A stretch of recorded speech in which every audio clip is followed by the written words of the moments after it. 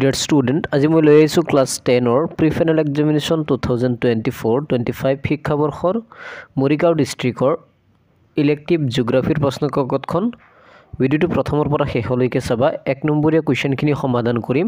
প্ৰথমবাৰৰ বাবে চেনেললৈ আহিলে চেনেলটো ছাবস্ক্ৰাইব কৰি লোৱা আৰু কাষতে থকা বেল আইকনটো প্ৰেছ কৰি লোৱা।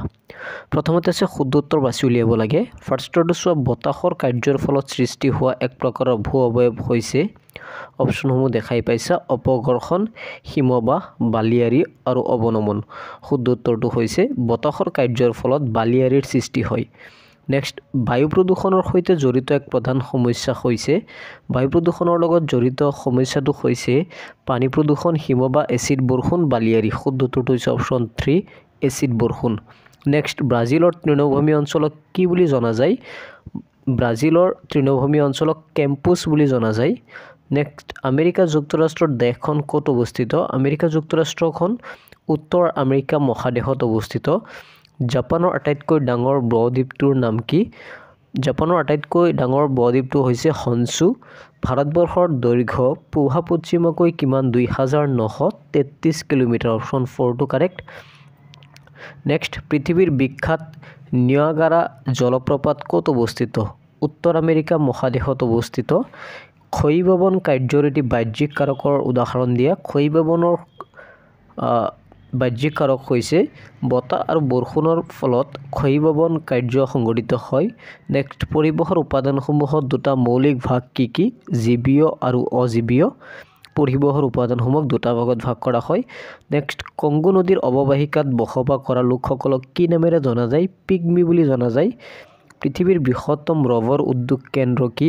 আৰ্কন। পৃথিৱীৰ বৃহত্তম ৰবৰ উদ্যোগ কেন্দ্ৰ হৈছে আৰ্কন।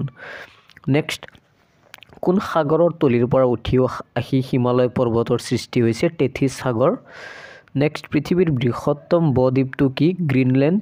হিমালয় পৰ্বতমালা কোনটো যুগত সৃষ্টি হৈছিল? টাৰ্চিয়ৰী যুগত।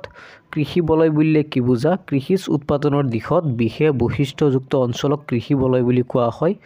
আমেৰিকা যুক্তৰাষ্ট্ৰৰ মধ্য সমভূমি অঞ্চলৰ 4টা ভাগ কি কি? চোৱা, উত্তৰ তলত আছে উচ্চ সমভূমি, বৃহৎ সৰোবৰ অঞ্চল, তাৰপিছত মিছিছিপি সমভূমি অঞ্চল, মেক্সিকো সমভূমি অঞ্চল। নেক্সট, আমেৰিকা যুক্তৰাষ্ট্ৰৰ আপিলিচিয়ান উচ্চভূমি অঞ্চলত অৱস্থিত দুখন প্ৰধান মহানগৰৰ নাম নিউয়ৰ্ক আৰু ফিলাডেলফিয়া। নেক্সট, জাপানৰ প্ৰধান কৃষি অঞ্চলসমূহ কি কি? পুৰণি জাপান অঞ্চল, হকাইডো অঞ্চল।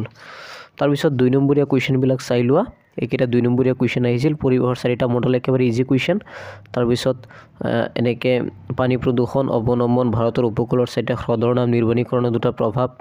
এনেদৰে 3 নম্বৰীয়া কুৱেশ্যনবিলাকো তোমালোকে চোৱা। 4 নম্বৰীয়া কুৱেশ্যন আহিছে 4টা। তাৰপিছত এটা ব্যাখ্যা কৰা আহিছে।